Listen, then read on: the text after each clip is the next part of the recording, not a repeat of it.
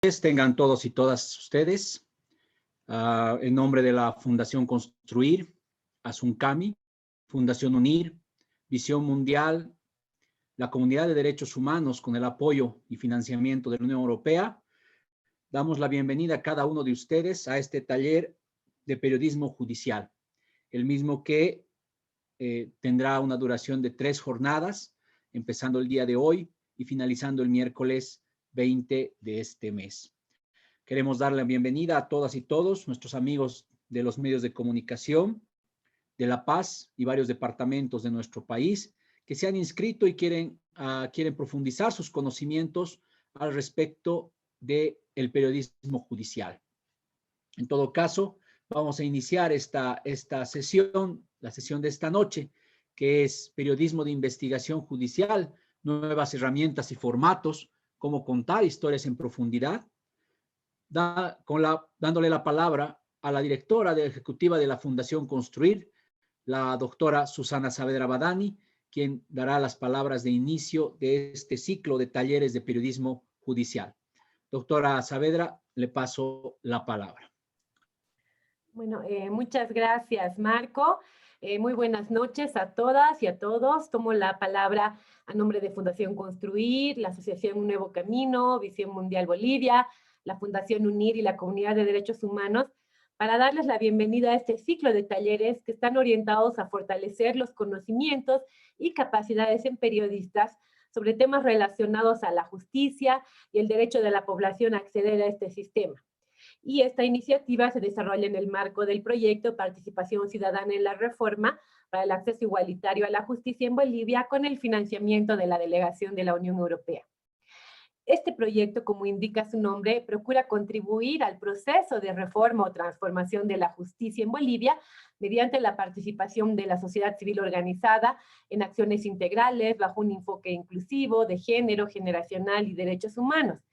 Este proceso, consideramos en este proceso que las y los periodistas tienen un rol fundamental, porque son fuente primaria de información para la población, reconociendo que la mayoría de las y los ciudadanos tenemos hoy acceso a un dispositivo para recibir información sobre lo que está pasando en nuestro entorno, sea a través de la radio, de televisión, un computador, celular, entre otros dispositivos, y de esta manera el contar con una cobertura periodística especializada, respetuosa de los derechos humanos, con enfoque de género, aporta mucho a que la ciudadanía conozca lo que pasa en la justicia, mejore su confianza o tenga información suficiente para participar y demandar cambios al Estado en este proceso de reformas.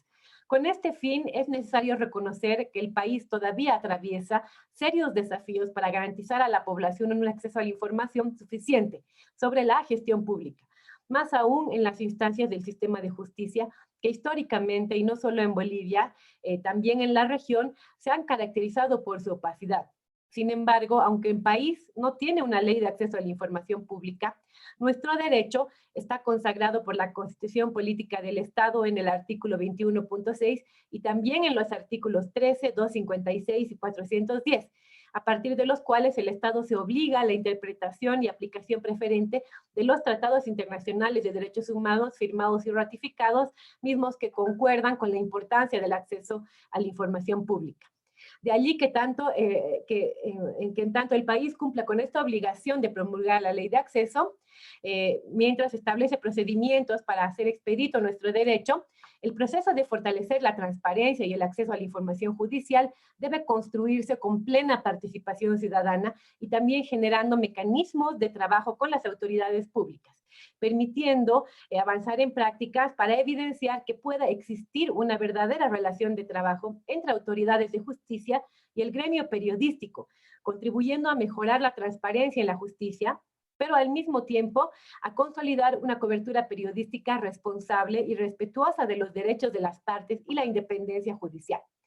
En este marco, a través de este ciclo de capacitación, procuramos contribuir a fortalecer, como decíamos, los conocimientos sobre la justicia, pero al mismo tiempo también procuramos mejorar la relación de trabajo entre periodistas y la sociedad civil, fomentando el periodismo de investigación.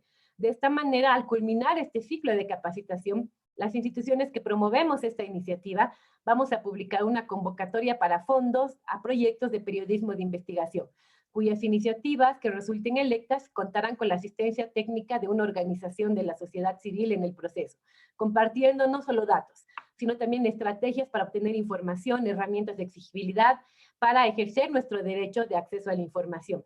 Sin más preámbulos, nuevamente les agradezco a ustedes por su participación en este espacio, en este ciclo que hoy comienza, y doy paso al inicio del taller. No sin antes, nuevamente, reconocer el invaluable apoyo que da la delegación de la Unión Europea para poder llevar adelante esta iniciativa. Muchas gracias. Agradecemos a la doctora Susana Saavedra por las palabras de bienvenida en este ciclo de talleres que estamos iniciando el día de hoy.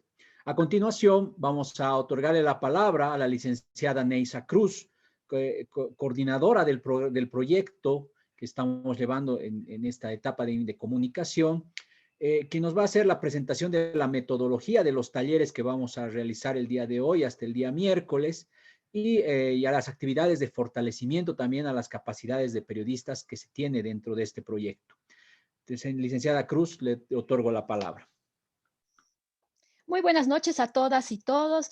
Esta jornada busca ser una jornada de fortalecimiento de capacidades y conocimientos en 3 áreas que son vitales del periodismo de investigación. Una de ellas, ver unas nuevas herramientas, ver qué historias en profundidad se pueden armar con estas herramientas, qué metodologías también son importantes para armar nuestras investigaciones periodísticas. Vamos a tener el día de mañana una nueva expositora que va a abordar el tema del seguimiento informativo desde el debido proceso y el derecho de las partes para concluir el día miércoles este ciclo de capacitaciones sobre el abordaje de la violencia en relación de género y la trata de personas. Estos talleres buscan ser muy dinámicos, que cada uno de los participantes no solamente escuche las exposiciones magistrales, les pedimos también mucha intervención, vamos a tener un espacio también de diálogo y debate, donde podemos presentar nuestras posiciones, pero también nuestras miradas sobre los distintos temas que se vayan presentando. Les pedimos también que al final de cada ciclo, el día de hoy no, sin embargo los otros días vamos a tener partes dinámicas que nos van a permitir llevarnos una agenda de investigación periodística, herramientas nuevas para la investigación y nos va a permitir también llevarnos temas para generar la investigación periodística, ¿no? Vamos a irnos con una agenda de temas de investigación que ustedes pueden aplicar día a día en sus medios. Muchas gracias. Muchas gracias, licenciada Cruz, por la explicación de la metodología del taller. Vamos a señalar nuevamente que vamos a tener 2 exposiciones en esta jornada y luego tendremos una sesión de preguntas sobre las exposiciones, ¿no? De respuestas y también las respuestas de nuestros panelistas, expositores, y luego se trabajará con una dinámica de trabajo en grupos, como ha señalado la licenciada Cruz. Entonces, para ya iniciar nuestro primer panel, voy a presentar al licenciado Sergio Mendoza Reyes. Él es licenciado en Comunicación Social de la Universidad Católica Boliviana. Ha obtenido una maestría en Periodismo de Investigación en la Escuela Birkbeck de la Universidad de Londres. Él es un periodista que ha trabajado en Página 7, ha ganado el 5º Premio Nacional de Crónica Periodística Pedro Rivero Mercado, organizado por la Fundación Cultural Pedro y Rosa y del diario El Deber. Ha trabajado en Página 7 y en otros medios de comunicación y actualmente se desempeña en la Unidad de Comunicación de Fundación Construir. Entonces, licenciado Mendoza, le otorgo la palabra para que nos pueda exponer sobre cómo investigar desde el periodismo en el área judicial. Recordarle que tiene 25 minutos para su exposición. Adelante, licenciado Mendoza.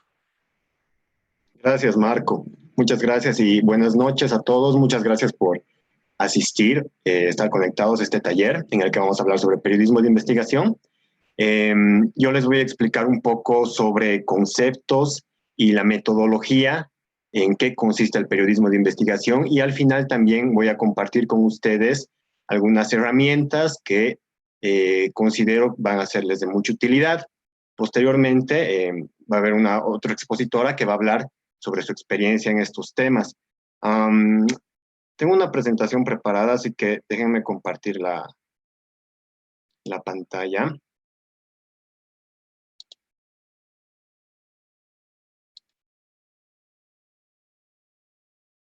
Me voy acá. Si en algún momento, por favor, no se ve o hay algún problema, me lo hacen conocer, me avisan. Y si tienen igual cualquier duda, alguna pregunta, entiendo que va a haber un momento para aclarar eso, pero sería bueno que tomen nota, así no se olvidan, ¿no? Cualquier duda que tengan. Y una aclaración más, creo que esta capacitación que se va a hacer es bastante práctica y como mencionaba la directora Susana, les va a servir muchísimo al momento de presentar sus propuestas para el concurso que va a lanzar Fundación Construir y al momento de elaborar sus reportajes, pero también obviamente les va a servir muchísimo al momento de planificar cómo contar historias a través del periodismo de investigación. Entonces, vamos con lo primero, que es aclarar algunos conceptos, ¿no? Ahí me basé mucho en el texto que es la investigación a partir de historias, que lo publicó UNESCO, y que en realidad lo escribe un periodista francés, si no estoy mal, que es Mark-Lee Hunter. Y hay muchas definiciones, pero he puesto estas porque creo que son las que más se acercan, ¿no? Y los principales componentes de lo que entendemos por periodismo de investigación es básicamente que es una investigación sistemática y a profundidad. Es original, no es una copia, digamos, de una nota de prensa o de un reportaje que haya salido.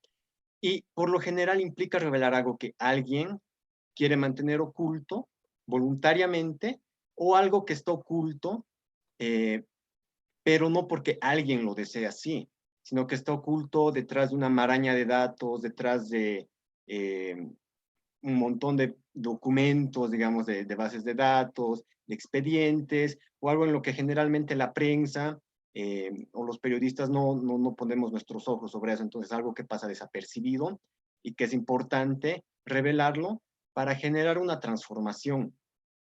Considero que eso es un elemento muy importante, la intención de transformar, de cambiar o de detener algo, alguna mala práctica que se estaba cometiendo, que se estaba realizando a través del periodismo como herramienta. No se debe confundir con el periodismo de filtración, que es lo que generalmente ocurre en muchos lugares y pues acá en Bolivia también con bastante frecuencia, que confundimos el periodismo de investigación con el periodismo de filtración. Periodismo de filtración es cuando alguna autoridad usualmente, ¿no? O alguien que está en una posición de poder, de conocimiento o de acceso a cierta información, pues filtra algún documento, algún dato, generalmente documentos físicos, algún periodista, y el periodista lo único que hace es quizás corroborar, a veces ni eso, y publicarlo, ¿no? Entonces, confundimos muchas veces con eso y eso no es lo que es, entendemos por periodismo de investigación. Ahora les voy a explicar un poco lo que es el proceso y creo que esto va a ser de bastante utilidad. Déjenme ver si mi micrófono... me están escuchando, ¿no? Mi micrófono está funcionando, Marco, no sé si... Sí, todo está ok, Sergio, continúa. Súper. Ya, entonces les explico un poco lo que es el proceso y como les decía, al final les voy a dar algunos enlaces, voy a compartir con ustedes para que los puedan chequear por su cuenta algunos textos que son de mucha utilidad y les va a servir no solo al momento de hacer investigaciones largas o reportajes profundos, ¿no? Que impliquen semanas, meses o hasta años de trabajo, sino también en la coyuntura diaria, porque hay muchos tips que pues no son de mucha utilidad. Y este proceso está basado en el libro que les mencionaba, de Mark-Lee Hunter. Empezamos por la selección del tema, pasamos a lo que es la hipótesis, verificación, la organización de todo el material, la redacción, la edición y el control de calidad, publicación, y algo que es importante y que muchas veces nos olvidamos los periodistas es hacer seguimiento o el impacto, apostar por el impacto que tenga nuestra publicación. Les voy a explicar a detalle cada uno de estos pasos, pero creo que es importante aquí resaltar que la organización del material que vayan a recabar es fundamental y depende mucho de la magnitud de la investigación que están realizando. Hay investigaciones más sencillas, digamos, o de más corto plazo que pues durarán, no lo sé, un par de semanas, un mes, que no se van a hacer mucho lío con las fuentes, con los documentos, pero hay investigaciones más grandes en las que sí. Y si no hacen una organización adecuada del material, de las entrevistas, los documentos que reúnan, al final se van a perder y obviamente van a perder más tiempo, ¿no? El tiempo es lo más valioso en este tipo de trabajo. Entonces empezamos con lo que es la parte de la planificación. La selección del tema, que es de donde se parte, y eso pues creo que no hay mucho que decir sobre ese tema, pues muchas veces una conferencia de prensa, escuchamos algo, vemos algún documento, hay alguna pista, ¿no? Lo que decimos una pepa en el lenguaje periodístico, que es lo que tenemos que investigar. Sí es importante mencionar acá que cuando realicen investigaciones más largas, que por lo general la hacemos lo hacemos al margen de nuestro trabajo cotidiano de presentar las notas diarias de coyuntura, tiene que haber mucha pasión de parte del periodista. ¿Por qué? Porque implica trabajo extra. Y si no implica trabajo extra y te pagan por hacer eso, implica horas extra, estrés, liarse con datos, porque no es como un reportaje o no es como un artículo cotidiano que se resuelve en un día o en unas horas. Entonces, es importante que sientan mucho interés por el tema que van a elegir, pasión idealmente, y se pregunten si vale la pena realmente todo el esfuerzo que van a invertir en eso y vale la pena contar la historia. Si la respuesta es no muy clara, entonces quizás no valga la pena poner mucho esfuerzo en eso. Pero si la respuesta es positiva, entonces sí. Déjenme ver la hora y controlar el tiempo. Bueno, pasamos al tema de la hipótesis, que es algo que se maneja usualmente en el periodismo de coyuntura, pero no muy estructurado y no muy bien definido. Y básicamente es crear la historia que tú quieres contar en tu imaginación primeramente. Entonces es un enunciado que pueda ser verificado. Una vez que tenemos el tema, que averiguamos un poco, investigamos, o tal vez nuestro propio conocimiento por haber hecho cobertura de ese tema ya nos es suficiente, podemos imaginar o podemos establecer una oración que sea nuestra hipótesis, un párrafo, que nos diga a dónde estamos apuntando, qué es lo que vamos a verificar. Ponía un ejemplo en un anterior taller, ¿no? Que hablábamos, y lo voy a volver a poner de ejemplo, en el caso de periodismo judicial, digamos, ¿no? Que estamos haciendo cobertura de un caso de corrupción y resulta que esto ocurrió, digamos, antes, que hay algún tipo de indicios de que haya corrupción en un juzgado, ¿no? Que se hayan perdido algunos documentos o que se ha liberado algún procesado por algún interés. Entonces, nuestra hipótesis sería plantear directamente eso como un hecho. Decir, el juez de tal tribunal, de tal juzgado, ha recibido un monto para liberar a tal persona procesada por tal hecho, ¿no? Entonces, ese es un enunciado que tenemos que verificarlo o cambiarlo si es que no es si es que no es real, podemos modificarlo en el transcurso de la investigación o lo desechamos, ¿no? Si es que lo vamos a desechar, idealmente tenemos que darnos cuenta de eso mucho antes de embarcarnos en una investigación de meses, ¿no? Y quedarnos al final después de meses sin nada. Voy a pasar al final a explicarles rápidamente sobre lo que es la matriz de Conectas, que es una organización que trabaja mucho el tema de periodismo colaborativo y periodismo de investigación, y que nos ayuda un poco a definir esto de la hipótesis y a pensar en un producto final mínimo que podríamos presentar una vez realizada la investigación. También la hipótesis nos ayuda a darnos cuenta de cuál es el proceso, a quiénes tenemos que entrevistar, qué riesgos implica y cuál podría ser el posible impacto de nuestra investigación. Pasamos a la fase de la investigación propiamente dicha, lo que decimos mucho lo que es la reportería, ¿no? Que es tanto con fuentes documentales como con fuentes vivas, ¿no? Y personas, autoridades, funcionarios, testigos y demás. Un elemento muy importante acá es que tenemos que darnos cuenta que si bien el periodismo de investigación mucho habla del secretismo, de develar cosas ocultas, muchas veces no es tan así, y hay cosas que están a la vista de todo el mundo, pero que no se las toma muy en cuenta, no se las ha publicado, no se hace mucha repercusión sobre eso. Entonces tenemos que pensar que siempre hay puertas que están abiertas. Eh, este libro pone un ejemplo bien interesante, por ejemplo, de un detective que tiene un aprendiz, y este detective era un tipo muy rudo, ¿no? Que es ficticio, que abría las puertas a patadas. Entonces el aprendiz en un momento dado están entrando a un edificio y el aprendiz dice, déjame abrir la puerta. Y el detective dice, bueno. Y el aprendiz corre, golpea la puerta y la puerta no se abre, ¿no? Y él se lastima el brazo. Lo que hace el detective es girar la perilla y abrir la puerta. Entonces muchas veces pasa eso, ¿no? Creemos que la información está oculta, que alguien siempre la está tapando.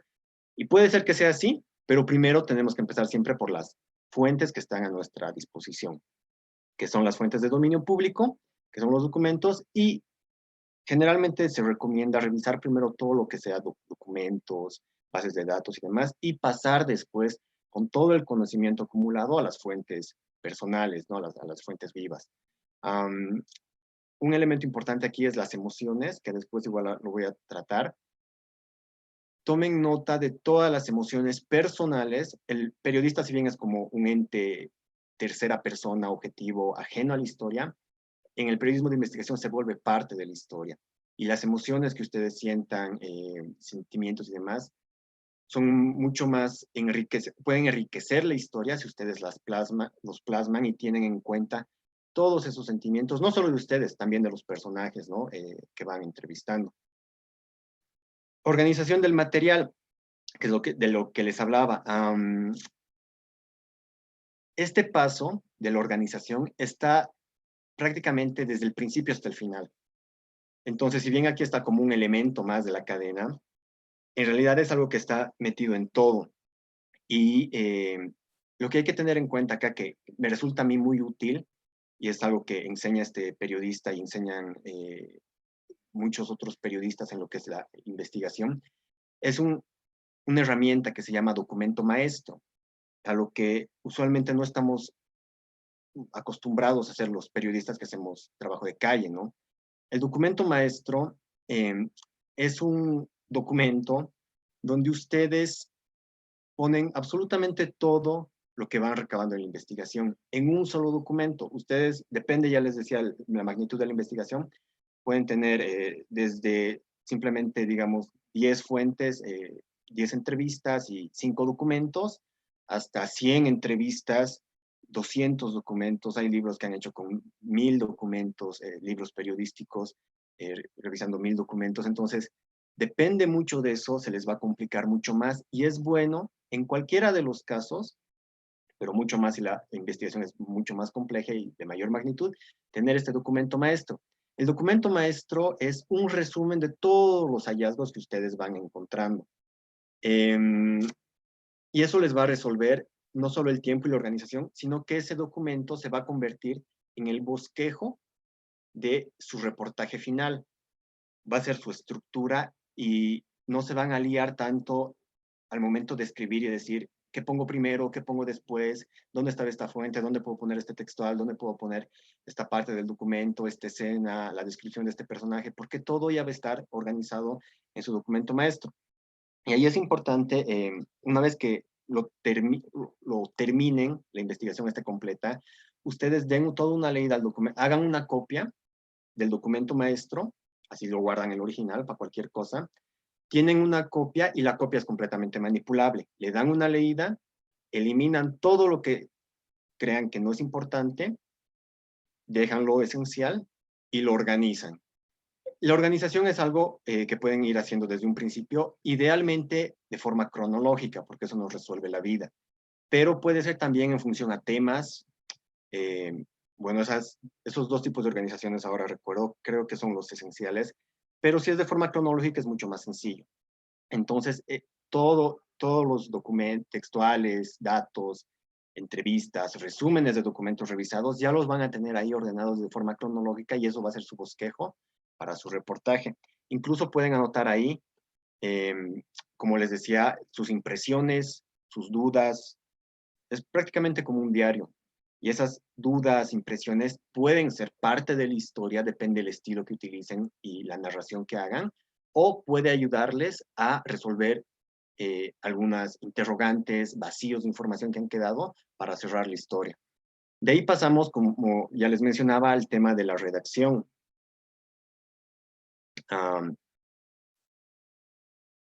Y en esta fase dan algunos consejos, Lee Hunter, que creo que son importantes, y creo que al periodista se le puede perdonar muchas cosas, obviamente no manipular la realidad ni manipular los datos, y algo que tampoco le debería perdonar es el aburrimiento, ser aburridos.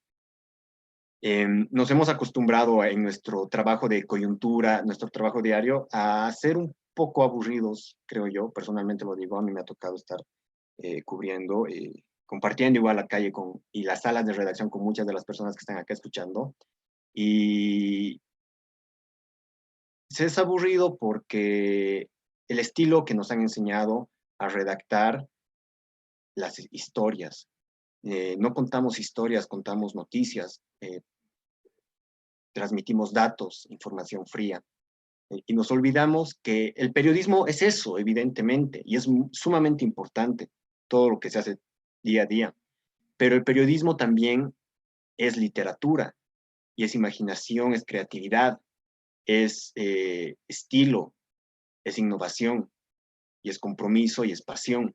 Entonces, todas esas cosas que muchas veces nos olvidamos en nuestro trabajo diario, pueden ser incorporadas no solo en crónicas,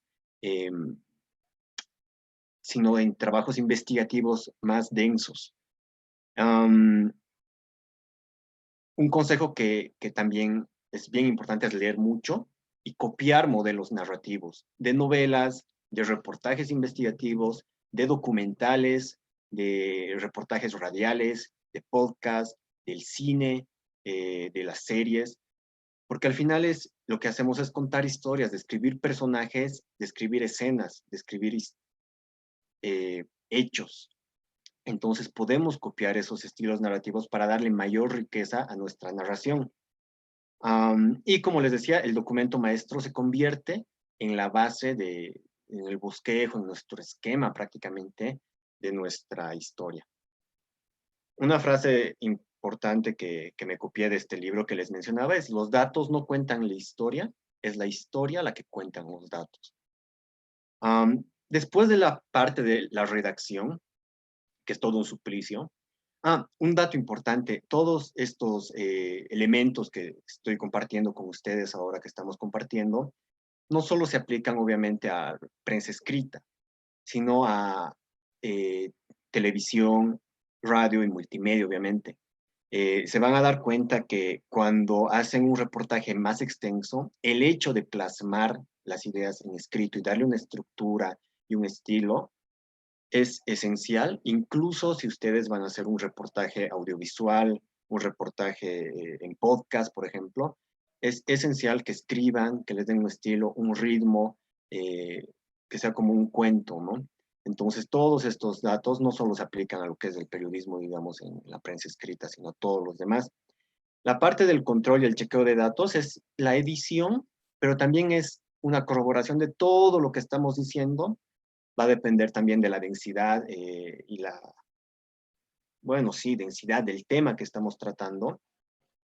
En general tenemos que ser cuidadosos en todos, pero en particular hay ciertos temas que son mucho más fregados y tenemos que tener mucho más cuidado en las cosas que estamos diciendo, corroborar mucho más los datos porque nos podemos ganar hasta el despido, ¿no? O peores cosas. Entonces, el documento maestro, la copia que han guardado, les va a poder, o la que están manipulando, les va a poder ser de mucha utilidad para verificar los datos, es decir, está bien este textual, la entrevista fue hecha en tal fecha, a tal persona, van a poder verificar mucho más rápido, e incluso en ciertas ocasiones les va a poder servir para defender su trabajo frente al editor, frente a la parte que se sienta afectada, denunciada, digamos, en nuestro ejemplo que puede ser el juez, por ejemplo, y se les va a hacer mucho más fácil encontrar los datos que están buscando. Y el tema de la publicación. Aquí he compartido, he puesto algunos tips de cosas que nos olvidamos por lo general. Ponemos mucho énfasis en la investigación, a veces no tanto, o a veces sí, en la redacción y en la elaboración del texto, y lo sacamos, y nos olvida, y ya, y eso fue todo. Entonces, hay estrategias y hay consejos, digamos, para generar un mayor impacto. Y una de esas es la serialización. Si su reportaje es muy extenso, puede ser publicado de forma seriada, cada semana, por ejemplo. Eso genera no solo que el lector no se aburra con un reportaje de 20 páginas o hasta más, ¿no?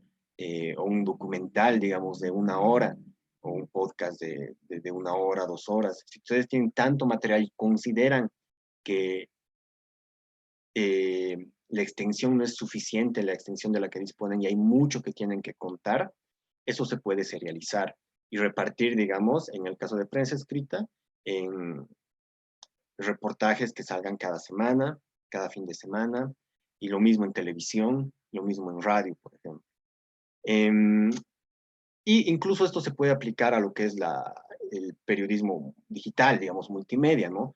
Porque necesariamente un reportaje súper extenso, a no ser que sea sumamente interesante, muy bien escrito y muy rico, digamos, en datos y en la narración, es bien difícil que capture, que cautive a un lector. Y esto de la serialización puede ser una buena herramienta. Algo que le llaman potenciación, que es básicamente compartir, igual eso creo que no lo hacemos mucho, hacer que la publicación se difunda no solo en el medio en el que estamos trabajando, sino en medios aliados. Puede ser otros, digamos que yo estoy trabajando con un periódico, puede ser otros medios escritos, pero si somos medio un poco celosos con la competencia, yo qué sé, pues tenemos medios aliados en medios digitales, en radio, en televisión. Podemos modificar nuestro reportaje escrito para hacer quizás un reportaje auditivo o un podcast y transmitirlo por la radio, por algunas plataformas, hacer un documental, un video de eso, ¿no? Y también transmitirlo por televisión. Y eso, el hecho de que se replique en otros medios da un potencial increíble para que el reportaje, la investigación llegue a una mayor cantidad de audiencia. Algo también importante es compartir el producto con todas las fuentes que hayamos consultado, que muchas veces se hacen muy cercanas, depende el nivel o el grado de involucramiento que tengas con la historia, con los casos.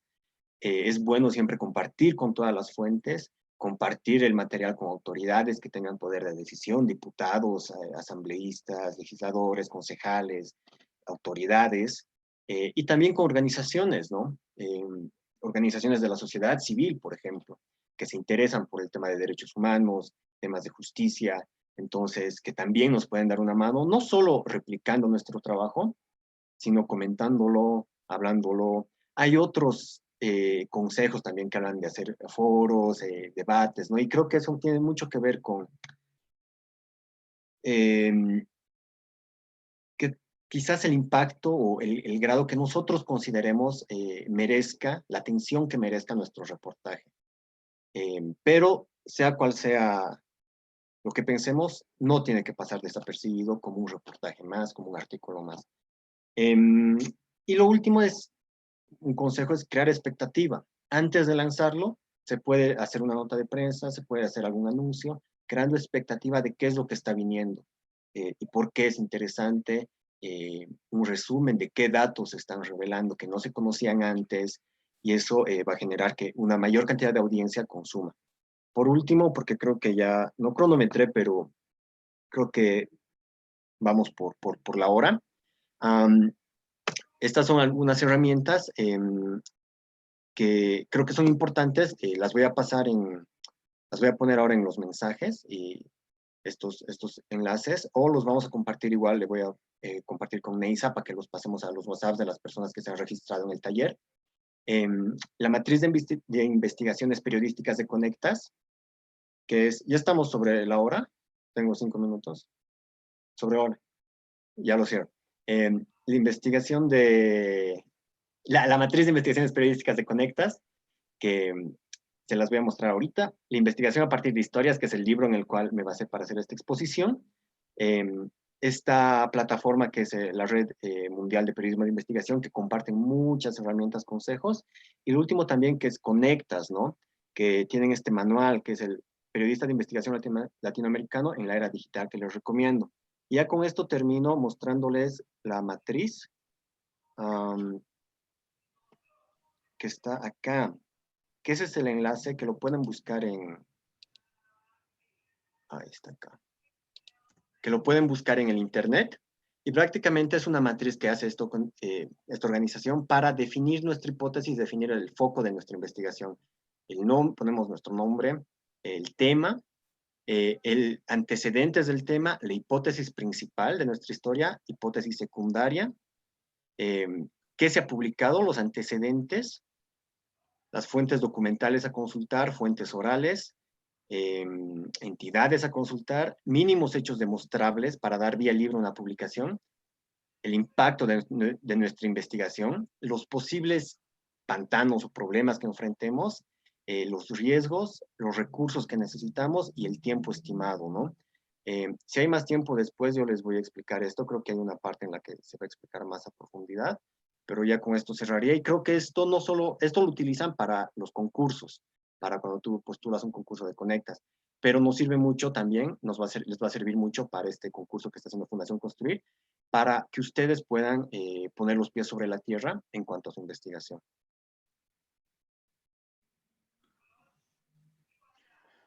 Muy bien, muchas gracias, licenciado Mendoza.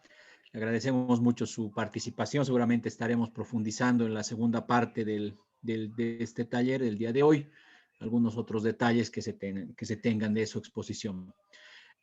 Recordarles a nuestros periodistas, nuestros amigos de los medios de comunicación que están participando de este taller, que pueden realizar sus preguntas a través de la pestaña que señala esta aplicación de Zoom, que señala el tema de preguntas y respuestas, por favor, para que podamos ir tomando en cuenta sus preguntas para el final de las exposiciones. A continuación vamos a ver la siguiente exposición. En este caso, la expositora es la licenciada Elizabeth Salazar Vega. Ella es licenciada en Comunicación Social y egresada de la Maestría de Política Social de la Universidad Mayor San Marcos, de nuestra hermana República del Perú. Es periodista especializada en la cobertura de trata de personas, género, desigualdad y grupos de poder económico. Investigadora y analista de datos en ojopublico.com, medio digital de periodistas de profundidad, análisis de datos y nuevas narrativas. Dicta talleres y conferencias sobre periodismo de investigación y de datos dentro y fuera del Perú. Fue miembro de la unidad de investigación del diario El Comercio en este país y ex becaria de la Fundación Nuevo Periodismo Iberoamericano. Es ganadora del Premio Sudamericano de Periodismo otorgado por la Organización para las Migraciones, OIM, y parte del equipo finalista de los premios Gabo 2008 en la categoría de multimedia.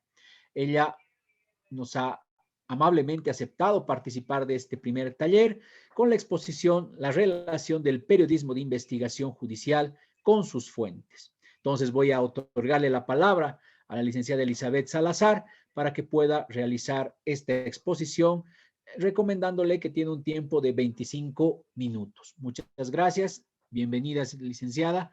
Pues le otorgamos la palabra. Gracias a los organizadores, también a los asistentes por el interés en estos temas que son tan importantes y la oportunidad que poder explicar un poco las técnicas y las experiencias que tenemos de hacer periodismo de investigación desde Perú. Quiero compartirles la pantalla que tengo ahora para poder explicarles desde, con esta diapositiva, algunas ideas que tenemos respecto a cómo hacer este tipo de trabajo, ¿no? Confírmenme si pueden ver todas mis pantallas, sí, ¿no? A ver, entonces, gracias. Sí, estamos viendo la pantalla. Muchas gracias. Yo quería empezar con una pequeña reflexión. Todos los que hacemos periodismo de investigación, a veces olvidamos que existe una función social del periodismo. ¿Y a qué me refiero con una función social? Los medios desempeñan un importante papel respecto a la configuración e interpretación de la realidad. Nosotros cogemos lo que ocurre en alguna ciudad, en algún pueblo, en algún país, en alguna región, y lo interpretamos con fuentes, con datos, y luego de hacer este trabajo, lo pasamos a través de los medios para que otro sector de la sociedad que no fue testigo, que no vive allí o que no conoce del problema pueda informarse. Por eso somos un medio de comunicación. Estamos en la mitad de la sociedad y el hecho.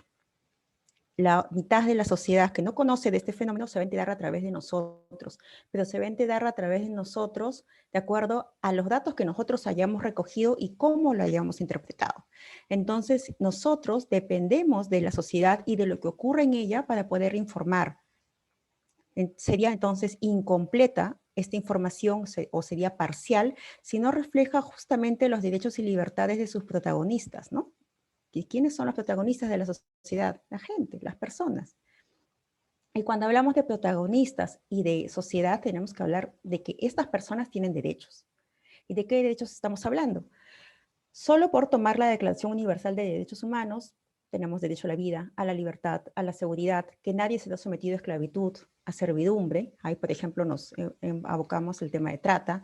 Nadie se ha sometido a torturas, a tratos crueles. Tenemos derecho a ser iguales ante la ley, a ser protegidos contra todo tipo de discriminación. Tenemos derecho a acceso a la justicia, a no ser detenidos arbitrariamente, no ser objeto de injerencias arbitrarias en nuestra vida privada, violación de nuestro domicilio, de nuestra honra y muchas más. Este es solo un extracto. Entonces, si estamos viendo que hay muchas problemáticas en torno a la vulneración de derechos de las personas que conforman la sociedad, ¿qué está haciendo el periodismo para visibilizarlas? Para atender esta problemática. ¿Qué estamos haciendo más específicamente los periodistas de investigación para poner nuestro brazo, nuestras fuerzas en visibilizar estos problemas? A veces cuando hablamos de periodismo de investigación y conversamos con amigos sobre cuáles son las metas o qué es lo que uno quiere lograr, generalmente lo primero que viene a la mente es el periodismo político, periodismo de repente que devele actos de corrupción, que devele actos de narcotráfico y decir, ya quiero bajar mi ministro, quiero encontrar las cuentas turbias de un presidente, y está bien, pero lamentablemente a veces los mejores hombres, como decimos, y las mejores mujeres del periodismo de investigación están abocados a esos temas, ¿no? Los políticos, el narcotráfico, y los temas sociales no. Los temas sociales, lamentablemente, sigue siendo en los medios una ruleta donde ingresan los periodistas más jóvenes, donde todos los que generalmente empezamos a foguearnos ha sido en policiales, en la sección locales, y a medida que uno va adquiriendo experiencia te van ascendiendo pues a política y luego a la unidad de investigación. Y esto pasa pues en todos los medios.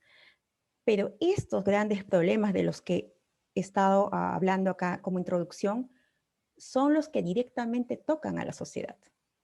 Y lo son justamente aquellos que necesitan un periodismo más humano y responsable, que pueda abocarse a temas de crímenes y lesa humanidad, explotación y trata, equidad de género, racismo, discriminación, migración, xenofobia, desigualdades sociales, acceso inequitativo a la justicia, acceso inequitativo a la salud hoy en día en pandemia y de repente mal uso de recursos públicos. Son fenómenos que tocan directamente al vecino, al barrio, al pueblo más cercano, tocan directamente a la sociedad y que deberíamos como periodistas de investigación también poner nuestro esfuerzo y nuestra mirada a esas temáticas, no a los temas de siempre. ¿Y por qué? Porque crean una sociedad informada y crítica. La información empodera al ciudadano y le permite ser parte activa de la prevención y denuncia de estos hechos. No solamente estamos educando, estamos informando, estamos modificando el pensar de una sociedad al ofrecerle información rigurosa, contrastada, sino que también sensibilizamos a los responsables de enfrentar el delito. Policías, fiscales, jueces revisan los diarios. Pueden tomar alguna historia y abrir una investigación de oficio. Acá en Perú hay expedientes judiciales que anexan en sus tomos artículos de periódicos, o se inspiran en eso, o contactan con colegas, con periodistas para saber más de algún tema. Y también, y otro factor es muy importante en esto, es que protegemos a las víctimas. Al darles visibilidad, ya no están en la sombra, tienen dónde denunciar. Entonces, esto me pareció importante poder contar en la necesidad de un periodismo responsable, y que este periodismo responsable a veces lo tenemos muy ceñido a lo que es el periodismo de investigación, ¿no? Donde apostamos toda la rigurosidad y todos los esquemas de trabajo, periodismo de investigación enfocado a política y temas de corrupción. También hay que enfocarlo a temas sociales. Es necesario, la sociedad lo exige. Son temáticas transversales y que tienen mucha aceptación. En Ojo Público hemos aplicado periodismo de investigación para temáticas de salud, para temas de educación, para temas de derechos humanos, y realmente son las historias que tienen mayor lectoría. Y cuando hablo de periodismo responsable, recordemos desde la recolección del dato hasta la verificación, producción y distribución de la información. Esto implica tener un tratamiento informativo del diseñar el esquema de investigación, que es un poco lo que Sergio estaba comentando los minutos antes, cómo documentarse e investigar lo suficiente antes, incluso de preparar la hipótesis, la pluralidad y equidad de las fuentes. Esto es clave, lo voy a desmenuzar un poco más adelante, el tratamiento de fuentes, para que pueda haber una presencia de protagonistas y antagonistas, testimonios, selección de citas y redacción, que es lo que vamos finalmente a plasmar de todo lo que hayamos podido recoger en nuestro reporteo, y también una selección adecuada de imágenes y gráficos, porque también a través de la fotografía se informa, a través de los videos se puede informar o desinformar. Solo un ejemplo para que veamos cómo está la situación desde Perú respecto a la cobertura de trata de personas. Trata de personas es un fenómeno global, es la mayor vulneración de derechos humanos porque reúne varios delitos. Y aquí en Perú, solo analizando las notas que se publicaron en un trimestre, podemos encontrar que el 63% fueron notas basadas en la fuente policial o judicial, ¿no? Que las conocemos todas. Es aquella que se limita a describir la captura de un tratante, o decir, hubo un operativo en este centro nocturno, hubo un operativo en este nightclub, en este bar, y se rescataron a 10 chicas, a 5 chicas, y lo que vemos es la información básica, ¿no? ¿Qué, quién, cómo, cuándo y dónde? ¿Qué pasó? Rescataron a 5 mujeres. ¿Dónde? En el barrio de San Isidro. ¿Cuándo? El día de ayer. Entonces, las preguntas básicas, que es con lo que formamos la pirámide invertida, lo que muchas veces en teoría de periodismo nos han enseñado, son las notas informativas. No profundiza más y generalmente quien da la información es el policía y de repente algún testigo que estuvo en la zona. El 27% de notas, en cambio, se basó en fuentes gubernamentales o institucionales. Nuevamente, tampoco era algo de mayor profundidad, que es lo que hacían. De repente salió una nueva ley, inauguraron un centro de atención para víctimas, o una nueva obra, o hay una encuesta. Entonces, tampoco aquí hay cruce ni reporteo propio, pero es una fuente gubernamental. Solo el 8% de las notas tuvo un enfoque preventivo o descriptivo. Incluyó, por ejemplo, cómo identificar el tema de trata, qué es, a dónde acudir, qué hacer, de repente la voz de un experto, además del hecho que está denunciando. Entonces es un poquito de mayor complejidad. Pero solo el 2% eran informes especiales o de investigación. A esto me refiero cuando digo que el periodismo de investigación no está apostando todas sus baterías a las grandes denuncias sociales. Sus mejores reporteros y reporteras no están haciendo este trabajo. Solo el 2% de 168 noticias sobre trata eran informes especiales o que podrían calificar como investigación. Es muy poco. Eso es en Perú, podemos hacer ejercicio de lo que ocurre en Bolivia, ¿no? Sería interesante también mapearlo para ver realmente desde qué terreno se está empezando.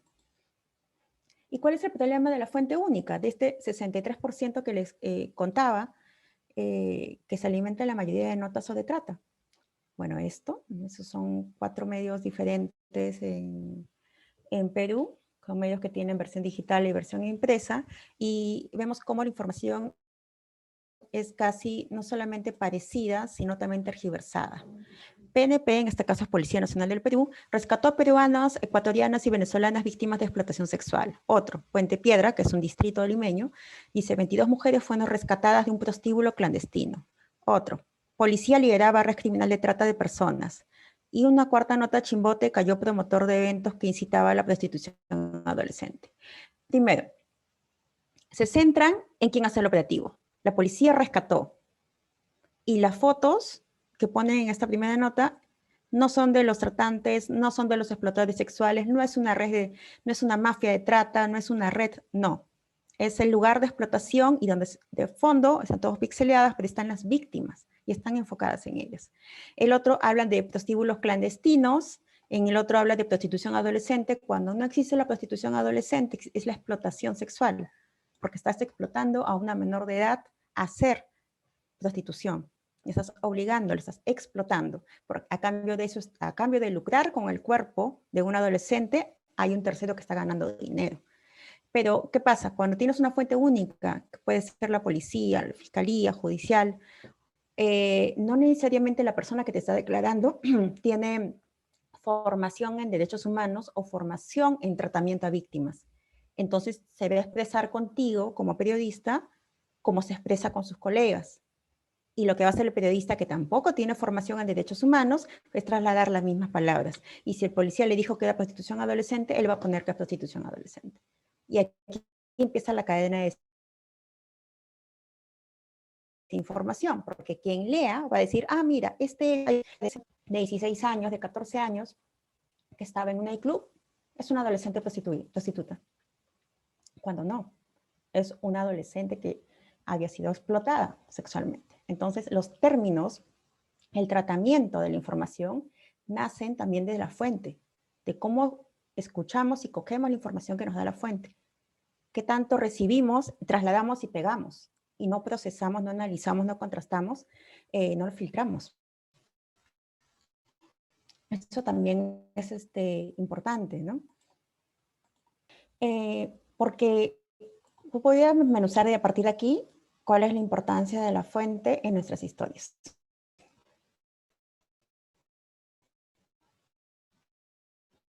La fuente es el canal personal, institucional o documental. Es por datos, por normas legales, documentos, un sobre que nos llegue a nosotros, lo que le llamamos el dato disparador. Para explicar un acontecimiento determinado.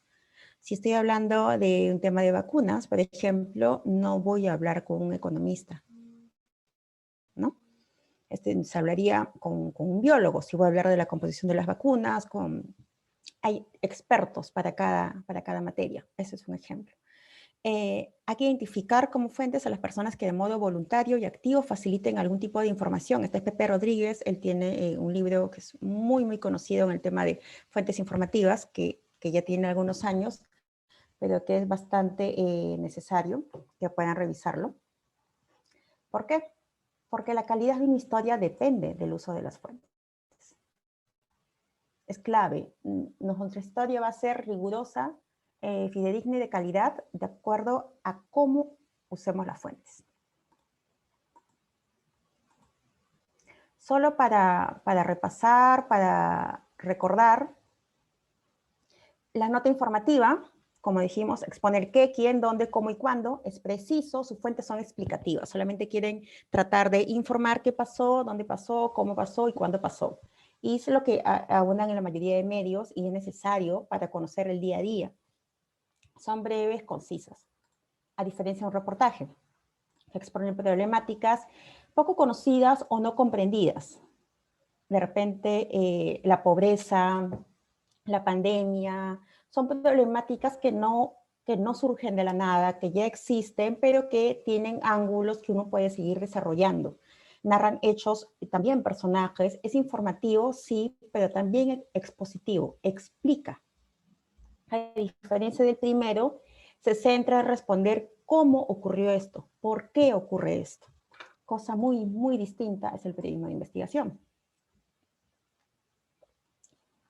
Como bien ha dicho Sergio, el periodismo de investigación requiere que el tema sea de interés público, coincide también con las otras dos modalidades, pero alguien debe querer ocultarlo. Tiene que haber alguien que sistemáticamente quiera que no se sepa.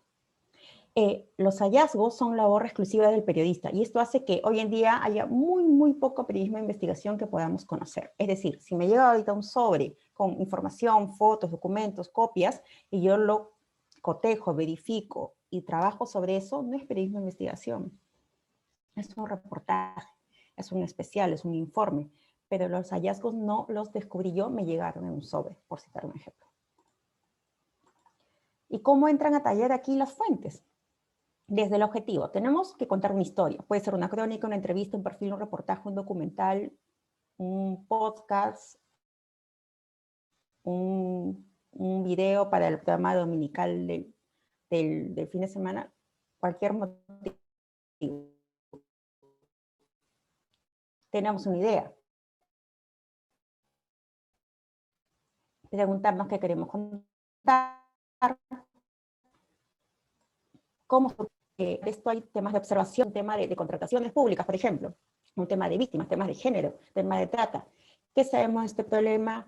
¿Quiénes son los actores que intervienen? ¿Desde cuándo están? ¿Han tenido otro tipo de investigación antes? ¿Este personaje dónde trabajó? ¿Qué dice estas otras fuentes sobre ellos? Todas las preguntas que nos podamos hacer. Si tenemos un tiempo, puedo profundizar sobre esto, porque tengo otro esquema. La investigación, que es cuando ya la idea está consolidada, ya hubo fuentes de descarte que me ayudaron a confirmar y decir, sí, este tema es viable. Entonces empieza la recolección de datos, fuentes documentales, personales. Cada pregunta que nos hagamos debe tener una fuente en paralelo que la pueda responder. Lo mejor es listar las preguntas que tengamos sobre un tema, todas. Sugiero mínimo 10, en promedio 20. Así nos parezcan absurdas las preguntas. Y como ejercicio, poner al costado las posibles fuentes que nos puede responder. Este dato lo puede saber la municipalidad, esto lo puede saber la fiscalía, esto lo puede saber un testigo, esto lo puedo conseguir en una base de datos, así. Y bueno, el tratamiento, que es la etapa ya de evaluación de todo el encontrado, que es lo que llamamos, o que suelo decir, es como cuando uno va al mercado y no todo lo que uno compra llega a casa y lo cocina o lo prepara, sino que guardas para otros días y solamente te quedas con la mitad o cierta parte. Es exactamente lo que pasa cuando vamos a reportear al campo. Podemos hacer muchas entrevistas de contexto. Eso es clave en la investigación. Entrevistas a expertos. Entrevistas que no necesariamente van a ser citadas, sino que nos sirven a nosotros para entender una problemática o para saber, primero, qué es viable o no de la hipótesis que estamos manejando, pero también para poder conocer un poquito más. Esto de que el periodismo es un mar de conocimientos con un centímetro de profundidad es totalmente cierto porque nos adentramos en muchas temáticas que no son propias de nosotros. Y no tienen por qué serlas, pues nosotros no nos vamos a volver ingenieros, ni biólogos, ni luchadores de repente medioambientales cuando vamos a hacer alguna historia. Pero debemos tratar de llegar a los que sí lo conocen, a los expertos, para documentarnos y poder escribir desde toda la información que podamos nosotros recabar. Entonces, conocer qué se priorizó y qué no en el producto final, eso también queda libre albedrío del periodista. Nosotros, los periodistas de investigación, tomamos muchos apuntes, tenemos muchos cuadernos, muchas notas, y al final, siempre cuando escribimos, tenemos esta necesidad de decir qué tanto de todo lo que he podido recabar le estoy haciendo justicia al publicar la historia. Siento que no es suficiente, siento que tengo más datos. Y para no perderse y no sentir que uno se dispersa entre tanta información que uno recaba, para eso es clave tener el esquema desde el principio. saber cuál es tu hipótesis del principio, cuáles son tus objetivos, qué es lo mínimo que puedes llegar, el esquema que les han compartido sobre la data de Conectas, el esquema que usa Conectas es clave. A mí me ha servido muchas veces cuando he hecho informes para Conectas, me ha servido para no abrirme y no desesperanzarme entre un mar de información, ¿no? Para poder priorizar. Y como ven, en estas últimas 3 etapas, desde la idea, la investigación y tratamiento, están las fuentes informativas. Me dicen, por favor, cuando estemos a 5 minutos para correr. Justamente estamos a 5 minutos, por favor, licenciada. Ok, gracias. Proceso de selección. Por ejemplo, hay tipos de noticias que son atemporales, ¿no? Las denuncias, las notas de servicio, los procesos, tipos de fuentes, vamos a entrar acá.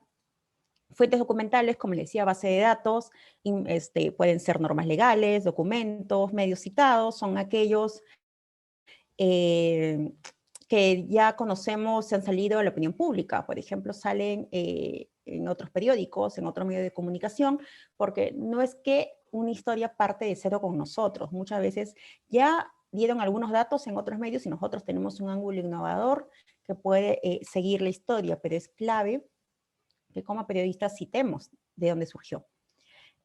Número de fuentes indefinidas. Es clave saber cuántas fuentes indefinidas tenemos en nuestro texto. No podemos tener un texto plagado de fuentes indefinidas. ¿A qué me refiero con eso? Personal del municipio, un policía, un fiscal, un funcionario público nos dijo. Entonces no podemos llenar una historia o basar toda la historia en personas a las que no podemos identificar o fuentes que no podemos citar. Es necesario que haya, en la medida de lo posible, una mezcla de todo ese tipo de fuentes, que nuestra nota pueda tener, según el documento tal, según la ley tal o la resolución tal, como informó el medio tal o como se denunció en este medio a inicios del año 2019, y si va a haber fuentes indefinidas, que sea lo estrictamente necesario. Si hay participación del periodista, también hay que decirlo, hay que contarlo. Es decir, si un periodista ha participado de algún hecho, de repente como testigo o se ha infiltrado, hay que contarlo. Fuentes personales. No vamos a llenar también nuestras páginas solo con fuentes gubernamentales. Cuando hacemos investigación, insisto, tenemos que ser lo más equitativo posible, pero también no poner fuentes que no necesariamente vayan a responder nuestra nota o que estén relacionadas a nuestra historia. Los expertos son clave.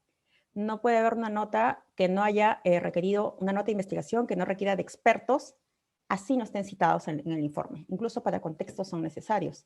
Y si hablamos de notas de derechos humanos, los testimonios son claves. Las no identificadas son aquellas fuentes que sí se tienen que mantener bajo reserva porque así lo piden y muchas veces para proteger justamente a la fuente, y eso sí está permitido. Voy a saltar el tema de creación. La credibilidad del periodista, bueno, está en sus fuentes, ¿no? Su tratamiento está directamente vinculado con el rigor. Si una información es rigurosa, será veraz. Bueno, hay noticias que definitivamente no están profundizando justamente los problemas estructurales. Estamos teniendo un fenómeno que le decimos la declaracionitis, que es como poner en un ring de box el micrófono a un funcionario y luego ponerle el micrófono a otro para que responda, y solo somos mudos testigos de esta pelea y adjetivización que ocurre a través de los medios, y eso no es periodismo. Nosotros es ponernos en el medio, hacer el filtro y decir, bueno, si este señor está diciendo A, B, Z, yo ya debo haberme documentado para ver si eso es cierto, mentira, o cuál va a ser la repregunta que voy a hacer respecto a lo que acaba de decir. Y no solo darles tribuna, y es como si fuera un espacio contratado por estos personajes. Eso es lo que se debe cortar en un periodismo de calidad, sobre todo si hacemos investigación. Quiero cerrar con esto.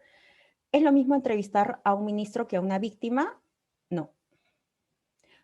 Los políticos, las personas que tienen llegada con los medios, saben medir sus preguntas, saben medir sus respuestas. No ocurre lo mismo cuando llegamos a una víctima. Hacer periodismo de investigación a víctimas es mucho más delicado. Quiero que veamos rápido esto. Yo llora desesperadamente al saber que logró escapar de la pesadilla que vivió durante su permanencia en la selva. Esta mujer, identificada como Judith Icomena Manchinari, llegó hasta Cusco escapando de personas que la obligaban a prostituirse en un bar. Ella contó que fue contratada como maestra cocinera y que incluso le pagaron los pasajes para llevarla a Puerto Maldonado, pero grande fue su sorpresa al descubrir que fue engañada. A ti te contrataron diciendo que te ibas a trabajar en... restaurante, maestra cocinera, sí, y las chicas sí, mis ayudantes, pero en sí no era así. Al bar me metió la señora y me ha dicho que 3 días no vamos a estar y voy a pasar al restaurante, me dijo ella, pero en sí no era así, no había los momentos que ahora me lleva al restaurante. Me decía, para encamarme con los hombres, pero yo no estoy acostumbrada a eso. Judith Icomena estuvo en total 13 días en la zona Delta 1 en Mazuco, en Madre de Dios, de donde logró escapar. Cuando los señores se fui al mercado, brinqué por atrás, yo logré jalar el cajón para sacar mi DNI, me cortó mi ropa, me quitó todo, me quitó mi celular para comunicaciones con mis hermanos. Enterado de lo sucedido, el general Luis Pantoja, jefe de la región policial, anunció que se le brindará cobijo y alimentación a la mujer. Además, se le comprará el pasaje respectivo para que retorne a su tierra en Tanchillacu, ubicado en el distrito de Fernando de Lores, en Maynas. Este caso es todo lo que no se debe hacer en el periodismo.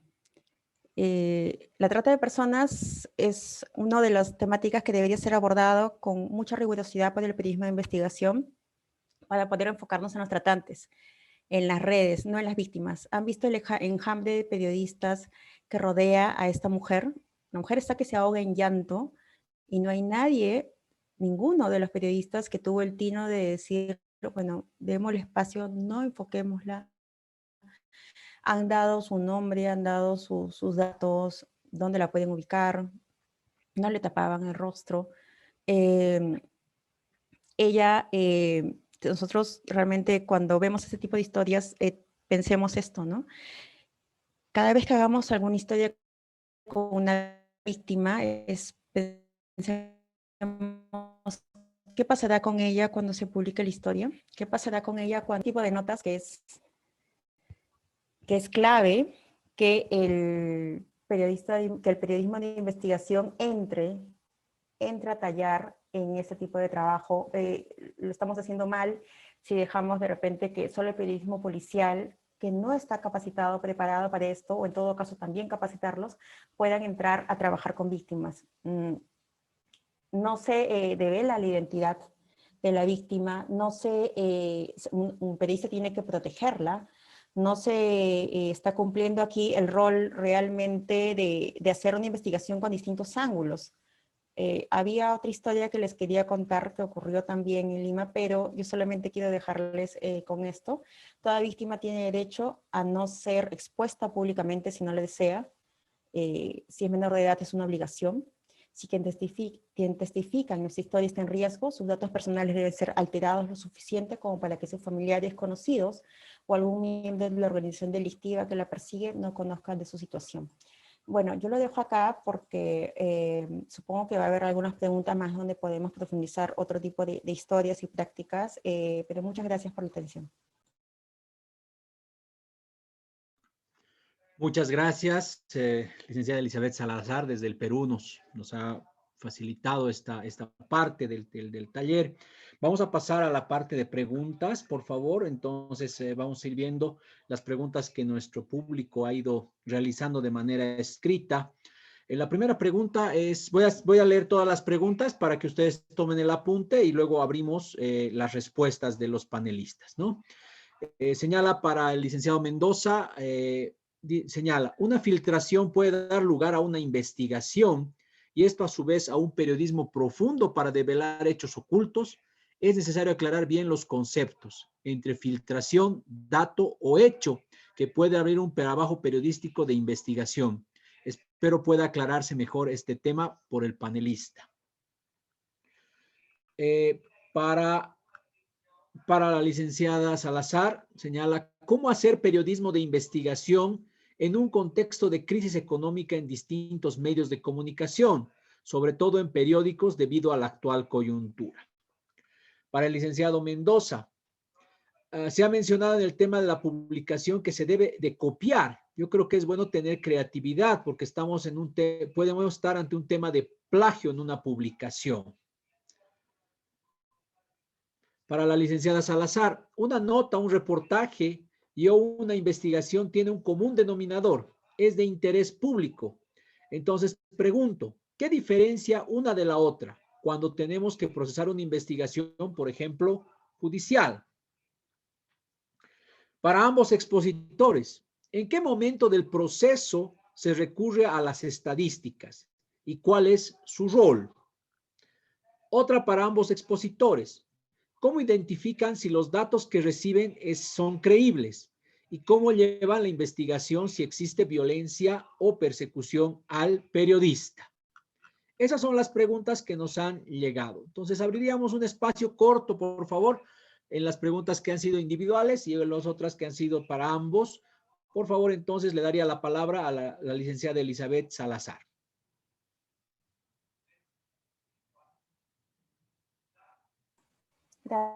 Gracias. Dice, ¿cómo hacer periodismo de investigación en un contexto de crisis económica? Es lo que nos está pasando, bueno, a todos los medios ahora durante la pandemia. Lo que sirve mucho es el trabajo colaborativo. Ahorra costos, ahorra tiempos, ahorra esfuerzos. ¿Qué me refiero a trabajo colaborativo? A veces tenemos esta idea de que el periodismo tiene que realizar una sola persona y poner todos los recursos del medio para esto. No solamente trabajo colaborativo en el mismo equipo, es decir, ya no hacerlo uno, sino hacerlo entre 2, 3 personas, 4 personas, y distribuir mejor el tiempo, y hacerlo en paralelo con otro tipo de notas, sino también trabajar con otros medios. Ahora hemos lanzado, por ejemplo, acá en Perú, esta semana a Mayuya, que es una opción de fact-checking, donde estamos uniendo 9 medios de comunicación digital. Somos totalmente ajenos, no es que pertenezcamos al mismo grupo, totalmente distintos, pero que el objetivo es hacer fact-checking al tema electoral, al tema de hacer la cobertura de campaña, porque un solo medio, con una sola persona o 2 personas, va a ser imposible. Y lo que queremos es tener información verificada. Entonces, hacerlo entre 9 medios es mucho más económico, más rápido y también tiene un impacto mayor, porque puedes tener más redes sociales que puedan estar difundiendo una misma historia. Yo creo que apostar por el trabajo colaborativo es clave para justamente hacer notas en pandemia, y hay muchos ejemplos de notas sobre compras en COVID, notas sobre cobertura de violación de derechos humanos durante la pandemia, contrataciones irregulares y otras que podrían darse de ejemplo que han surgido en el último año. Otra pregunta que me pusieron por aquí es, si tienen un común denominador el interés público, el reportaje y la investigación. Claro que sí. En realidad, la nota informativa, el reportaje y la investigación es de interés público, ¿no? ¿Qué cosa diferencia una de la otra? Como dije, como puse en la gráfica, el reportaje explica el por qué y el cómo. Pero el periodismo de investigación es un hecho totalmente nuevo, revelador, es un destape. No va a decir el por qué de repente el COVID está impactando más en la población de pobreza extrema, donde solo tienen un centro médico. Eso es algo que un reportaje lo puede descubrir o lo puede confirmar a través de data. Pero eso no es periodismo de investigación. El periodismo de investigación es un destape de repente de algún hecho de corrupción o alguna red de mafia trata que de repente se ha infiltrado ahora en pandemia y que está operando a través de redes delivery, a través de los chats y a través de falsas ofertas de empleo. Entonces hemos identificado, por ejemplo, ciertos grupos de Facebook y ciertos números de WhatsApp que pertenecen a redes de tratantes que están hoy en día captando a jóvenes y adolescentes que se han quedado sin estudiar pero que están buscando trabajo. Eso es un trabajo de periodismo de investigación. No ha surgido de alguna documentación o algo que ya tenga una base existente en la que el periodista solo tenga que explicar por qué, cómo, qué pasó. Eso es un reportaje. En cambio, lo otro es investigación. Y la otra pregunta que me pusieron era ¿En qué momento se recurren las estadísticas? ¿Cuál es su rol? Ese es el periodismo de datos. Estadísticas pasa ya a formar como una fuente documental. Se considera una fuente documental. Y cómo identificar los datos que reciben, si son creíbles o no, cómo lleva la investigación si existe violencia o persecución al periodista. Justamente es el trabajo del periodista investigador, ¿no? Analizar la idoneidad del dato para ver, tenemos que contrastar. Un dato es verificable si se puede contrastar con otra información. Si alguien me dice A y que el canal o el camino que tomó fue esta ruta, yo tengo que conseguir otras personas, otros documentos, otros datos que me confirmen que esa fue la ruta que tomó tal persona. La única forma de saber que un dato es viable es cruzar otras fuentes. Y finalmente, el tema de trata y tráfico con fines comerciales puede ser lo mismo que trata y tráfico con delitos conexos.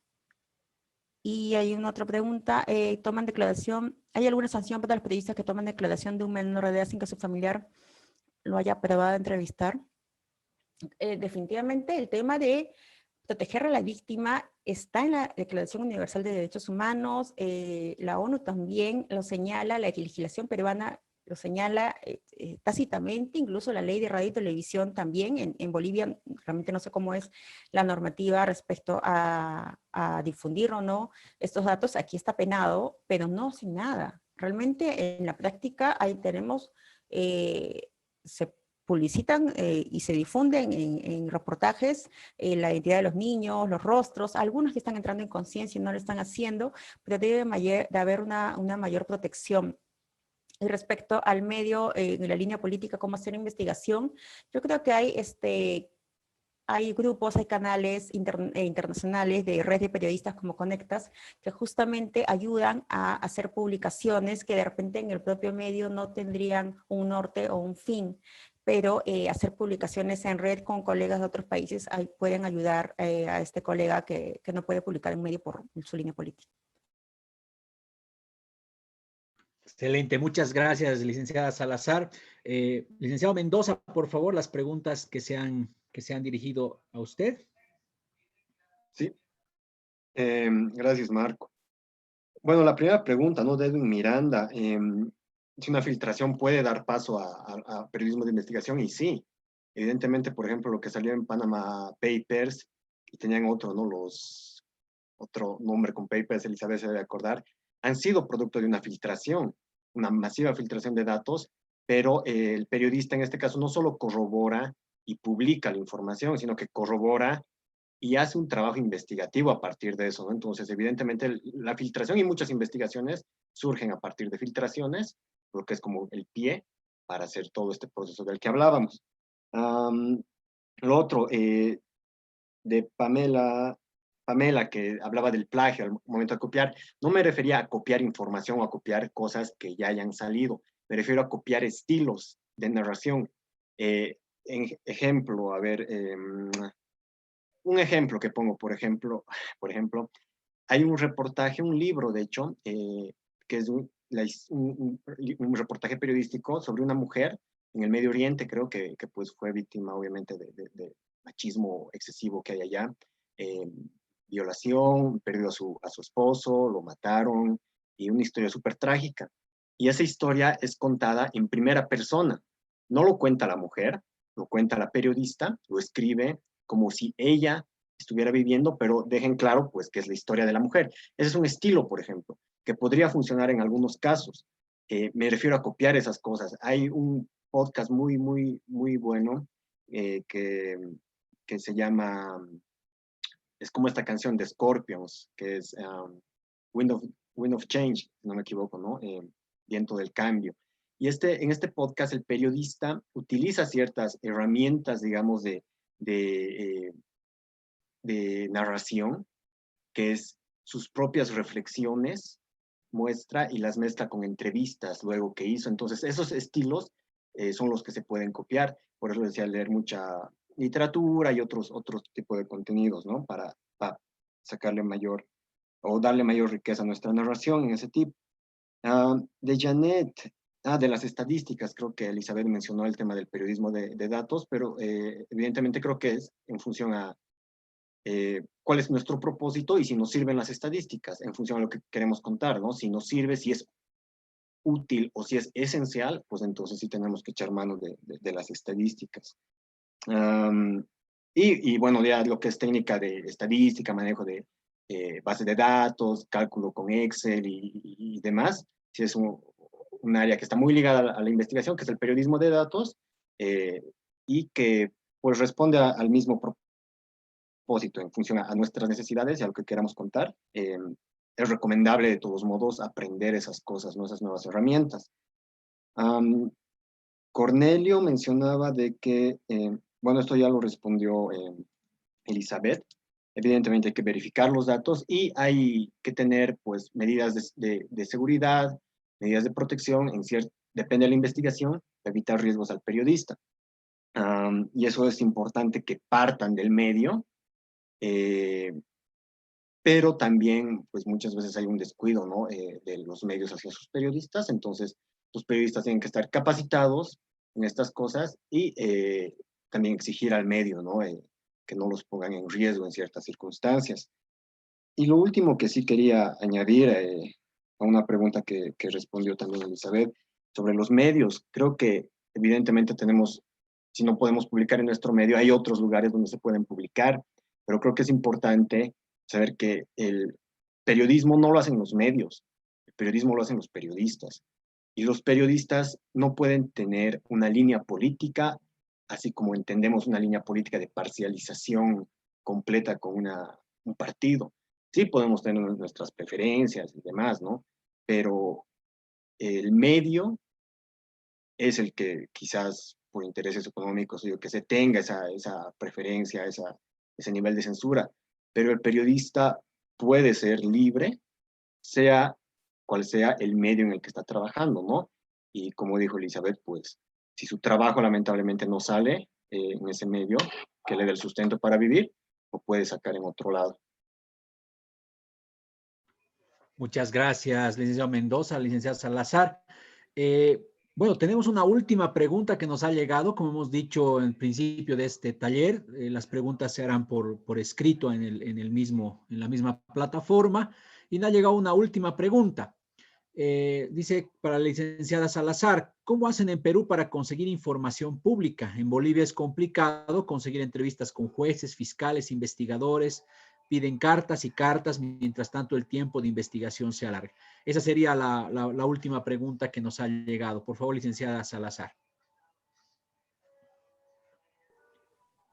Sí, bueno, nosotros tenemos también aquí la ley de acceso a la información, la usamos para poder tener documentos, de repente, no solamente estadísticas, sino también hay que saber cómo presentarla para que no nos lo nieguen, sino también para poder conocer cómo se hace una norma. Si de repente se publica un decreto, una ley, podemos pedir cuáles son los documentos o actas sustentatorias de esa ley, de ese documento. Así conseguimos armar varias investigaciones, por ejemplo, sobre compras de medicamentos.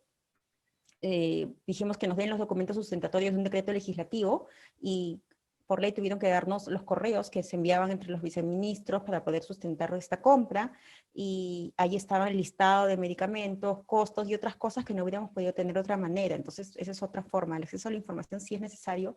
Allá en Perú no es que también sea la panacea y que estemos muy bien. Hay mucho silencio, muchas restricciones, nos niegan también varias veces, pero felizmente no es una barrera como sí sé que ocurre en otros países, ¿no? Donde acceder a información pública es casi un privilegio o un milagro. No, acá funciona con presión, pero funciona. Hay que plantear, al menos la estructura de la solicitud tiene que estar bien redactada y súper limpia, es decir, solicito la información sobre medicamentos oncológicos que fueron adquiridos por esta entidad de tal a tal año, ordenado por razón social, número de RUC, así de detallado para que no haya una excusa y que te digan, no, no lo tenemos, no lo podemos construir. Entonces, a eso nos funciona a nosotros. Pero también quería dejar de mencionar que las fuentes, cuando uno habla de tema judicial, tiene que cultivarlas con el tiempo. tiene que poder tener fuentes que no necesariamente, como decía, van a ser citadas, pero pueden tomarse un café, reunirse o tener información, no amistad, información que luego el periodista va a tener que contrastar, pero al menos el dato disparador, el indicio, tiene que surgir de las fuentes que el periodista cultiva a lo largo de años. Y es bueno que el periodista que ha pasado por diferentes secciones policiales, locales, política, puede ir conservando estas fuentes, no las dejen, por más que cambien de sección, por más que ya no estén usando esa temática, den una llamada a sus fuentes de vez en cuando, acuérdense de ellos, que ellos sepan que tienen que hay un periodista o una periodista con rigurosidad que puede tomar algún dato y escarbar, y eso también es clave. A veces la calidad de las fuentes también se mide por la rigurosidad que tiene el periodista. Las fuentes están leyendo, nos están viendo, nos están escuchando. Si tenemos una fuente idónea en alguna entidad que quiere denunciar un hecho, va a ir donde el periodista que le inspire más confianza, le parece más riguroso, va a tocarle la puerta y va a decir, tengo esta información. Entonces también lo que nosotros escribamos y cómo tratemos ese dato es la imagen que nos puede servir para poder encontrar las fuentes más idóneas, pero es un trabajo largo. No voy a decir que de un día para otro voy a acceder a las mejores fuentes judiciales. Pasa que también con las rotaciones de personal perdemos algunas de estas fuentes. Cultivar y alimentar las fuentes es un trabajo que el periodista de investigación se gana con el tiempo. Excelente, muchas gracias, licenciada Salazar. Muchas gracias, licenciado Sergio Mendoza, por las exposiciones y las preguntas. Seguramente durante estas jornadas que tendremos habrá muchas más dudas que se puedan ir absorbiendo por los expositores y por el personal que también ha estado respondiendo algunas preguntas de más que todo tipo jurídicas, ¿no? Que han sido respondidas por la doctora Susana Saavedra, directora de nuestra fundación. Vamos a pasar a la siguiente parte de nuestro taller, nuevamente agradeciendo al licenciado Mendoza y a la licenciada Salazar por su participación. Vamos a pasar a la segunda parte del taller, donde se va a trabajar una dinámica en grupos que señala construyendo nuestra idea de investigación periodística y judicial. Esta parte la tendremos con la moderación de la licenciada Neisa Cruz y del licenciado Sergio Mendoza. Entonces, podríamos iniciar, doy el paso a la palabra a la licenciada Cruz. Muchas gracias, licenciada Isabel. Muchas gracias, licenciado Mendoza.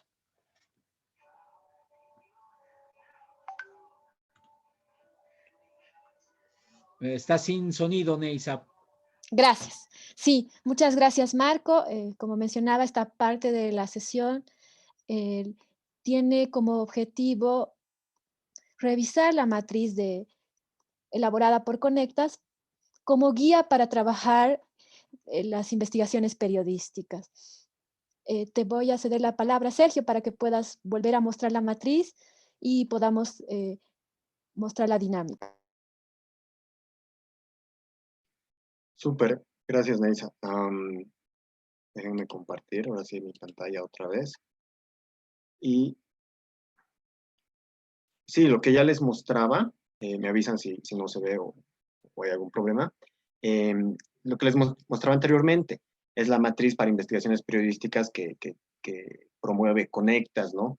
Y que consideramos que es bastante útil para planificar nuestras investigaciones y pues poner los pies sobre la tierra y sobre todo definir bien nuestro rango de investigación, qué es lo que estamos buscando. Lo que vamos a hacer no lo vamos a llenar obviamente ahora, sino que yo les voy a volver a mostrar esta matriz y la idea es que para mañana, que es la segunda sesión, el miércoles tenemos la tercera y la última, para mañana las personas que lo desean puedan mostrar el avance que hayan tenido en esta matriz. La idea es que comiencen a introducir los datos y la información que vayan a utilizar en la investigación que están planificando para presentarla al concurso que va a ser Fundación Construir. No estoy seguro, Neisa nos va a explicar después cuándo se lanza la convocatoria o si ya se ha lanzado, pero ahí pues van a poder ver las bases del concurso, qué es lo que se está pidiendo, qué es lo que se requiere, los premios y cuántos van a ser escogidos. Pero entiendo que nos vamos a centrar mucho en lo que es obviamente periodismo judicial y y nos vamos a centrar en lo que es trata de tráfico, violencia de género y una categoría más que se me fue y que luego se las vamos a compartir. Así que les recomiendo que llenen esto para su uso personal, para que hagan una investigación mucho más estructurada, sistematizada, y que pueda, pues, al final tener un buen impacto, ¿no? Y un buen recibimiento. Y sobre todo, que no se olviden de lo que hablábamos, que es la narración, ¿no? Porque al final de eso se trata, de hacerlo atractivo. Entonces, acá tienen, sobre todo, no necesitan llenar sus datos personales, si es que esto va a ser para ustedes, pero sí para mañana sería ideal que completen la parte de los antecedentes del caso. Si yo vuelvo al ejemplo del juez, estoy investigando este supuesto hecho de corrupción de un juez que recibió un soborno, por ejemplo, para liberar una red de tratantes, me estoy inventando completamente, pues pongo algunos artículos que ya hayan salido, pongo algunos datos de las cosas que se sepan sobre eso y las señales de alerta. La hipótesis principal es lo que yo les decía, no es una afirmación sujeta a verificación. En este caso sería, pues, un juez, Pepito Pérez, recibió tal monto por liberar una red de tratantes. La hipótesis secundaria, aquí pueden calificar la importancia en un nivel del 1 al 5 en función a la coyuntura y al interés periodístico, que básicamente es lo que decíamos, el interés público, que lo que hacemos es, está enfocado en el interés público y no es otra cosa, ¿no? Entonces es bueno también que lo califiquen para que se den cuenta si su hipótesis es lo suficientemente impactante o si el tema es lo suficientemente relevante también para modificarlo al debido tiempo y no hacerlo mucho tiempo después. La hipótesis secundaria es una especie de plan B y pueden utilizarla para quizás no ser tan ambiciosos en lo que pretenden hallar. Entonces puede ser, está bien, creo que esto es una hipótesis secundaria, creo que esto es lo suficientemente importante, interesante, revelador, y creo que es mucho más posible que mi hipótesis principal, digamos, ¿no? Entonces la tengo ahí como respaldo, que obviamente tiene que ver, estar enfrascado en el mismo tema, y así no nos quedamos al final sin nada, al final de nuestra investigación.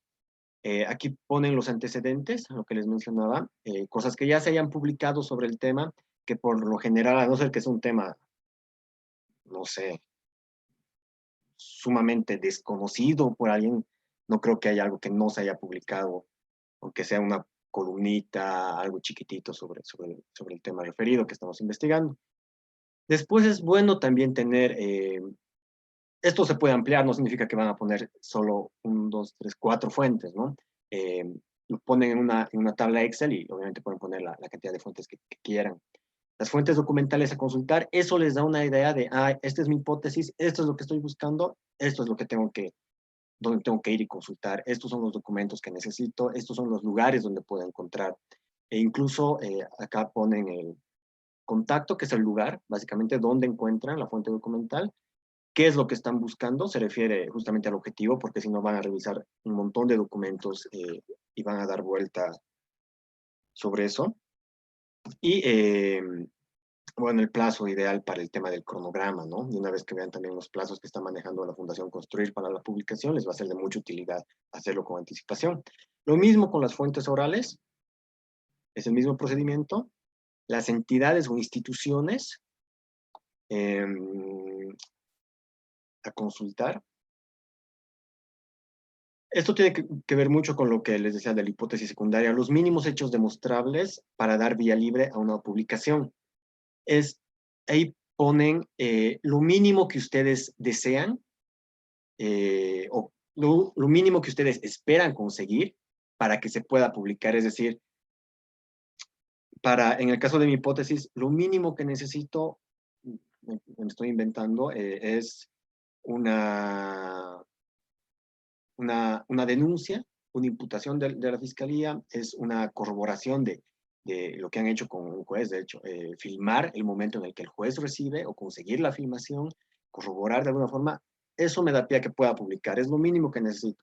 Ya si puedo conseguir muchas más cosas, mejor, pero siempre tengan en cuenta lo mínimo, ¿no? Que el hecho de poner imputación creo que no es un buen ejemplo porque, como decía justamente Elizabeth, nosotros tenemos que hacer la investigación, consultar más fuentes y no basarnos solo en documentos de las instituciones. El impacto de la investigación, ¿qué esperamos conseguir? Las posibles dificultades que encontremos en el camino, que pueden dividirse en dificultades técnicas, por ejemplo, lo que hablábamos, análisis de bases de datos. Nos queremos entrar, aquí tenemos lo que es nuestra base de datos de contrataciones públicas, el SICOES, que es un dolor de cabeza, seguro para muchos, para mí siempre lo ha sido. Entonces, o queremos hacer visualizaciones, digamos, de ciertos datos y no tenemos ni las herramientas ni la experiencia o la capacidad de hacerlo. Entonces es bueno también poner ahí nuestras limitaciones, posibles dificultades que encontremos para saber cómo las podemos solucionar o cómo las podemos evadir. Lo mismo lo que mencionaba Cornelio, ¿no? Tener el tema de la seguridad, según el tema que vayamos a tocar, qué seguridad necesitamos para nosotros y qué seguridad necesitamos para las fuentes. Los recursos que se necesitan, y esto ya es el tema del tiempo de reportería. Tiene que ver mucho con el cronograma. Igual Conectas maneja un cronograma, pero qué sencillo es básicamente una hoja de Excel. Divides las fases en reportería, proceso de redacción y publicación, o lo que es ya edición o elaboración de ciertos materiales digitales, ¿no? Que les mencionaba, visualizaciones, videos, edición de audio, ese tipo de cosas. Diseño, digamos, si es que va a tener una especie de diseño especial en la publicación digital. Y lo dividen por semanas, en este caso, o por días, idealmente, porque creo que el plazo no es muy extenso, y van marcando, ¿no? Para tener justamente la rigurosidad de qué necesitan conseguir, cumplir con los plazos. Viabilidad es el tema es una evaluación general de la viabilidad de la investigación.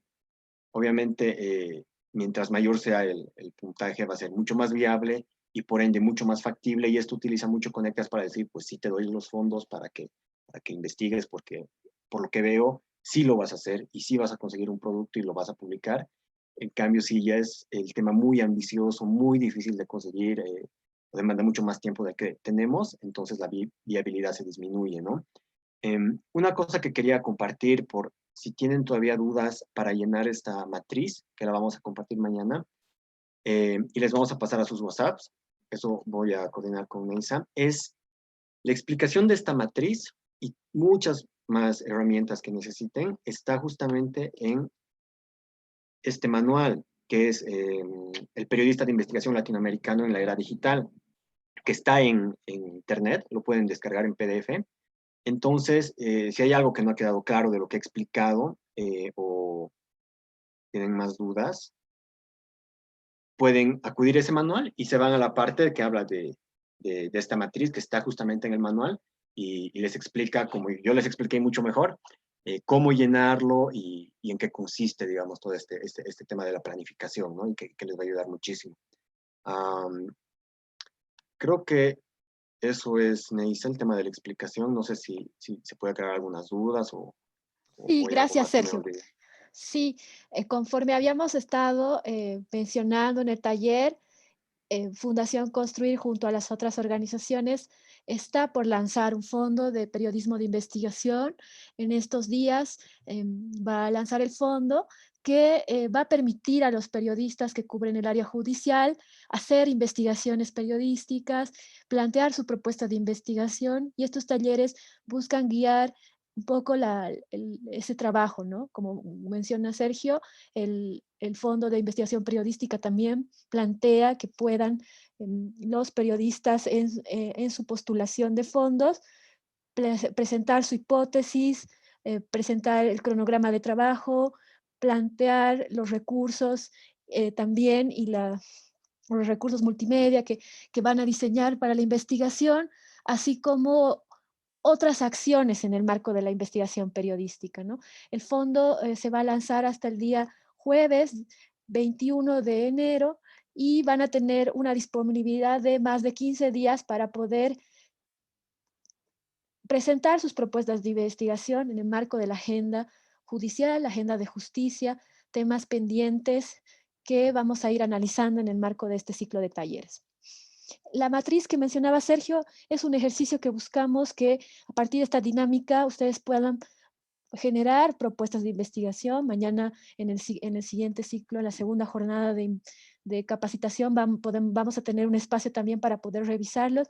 Les pedimos ingresar a los enlaces, trabajar la matriz, trabajar las principales ideas, pues mañana vamos a también estar trabajando con las ideas, completando esta matriz de investigación, viendo los recursos, viendo cuáles serían los análisis de las hipótesis, el cronograma de actividades para que sea mucho más simple el trabajo posterior cuando ustedes estén planteando su propuesta de investigación, ¿no? Agradecerles a todos. Creo que hay una consulta también que un espectador levantaba la mano, creo que ya nadie, pero en este momento les vamos a pasar la matriz para que ustedes puedan trabajarla, puedan analizarla y posteriormente mañana la podamos revisar, ¿no? Esperamos que cada uno de ustedes pueda llenar esta matriz que permita mañana de forma más didáctica mirar las ideas de investigación. Eso, gracias. Muy bien, muchas gracias, Neisa, Nils, Sergio. Vamos a finalizado ya esta parte del taller. Daríamos por finalizado el primer día de taller para que se pueda trabajar de acuerdo a lo que se ha señalado por la licenciada Cruz en esta matriz que ha sido presentada y que se espera que pueda servir como base del trabajo futuro. Agradecerles a todos por su presencia en este primer día de trabajo. Mañana los esperamos, empezaremos igual que hoy día, puntualmente a las 19 horas el segundo día de taller. Y pues si tuvieran más consultas, alguna sugerencia o algunas otras dudas que hayan surgido, hacerlas conocer el día de mañana por el chat de preguntas y respuestas. Bueno, muchas gracias, buenas noches tengan todos y agradecemos a todos en nombre de la Fundación Construir su participación. Nos vemos mañana a las 19